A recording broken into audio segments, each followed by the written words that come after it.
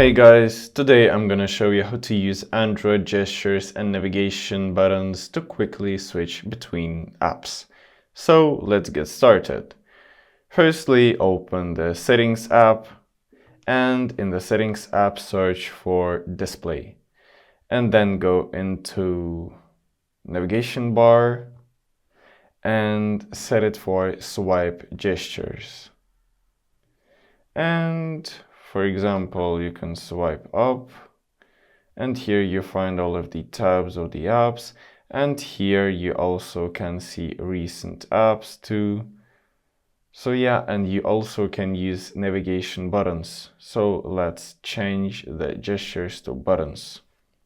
So just complete the previous steps as we did. Open Settings and scroll down to Display and open Navigation bar and set it for buttons. And now you have buttons as navigation. And also you can change the button order. So if you found this video helpful, leave a like and subscribe for more tips. Thank you for watching.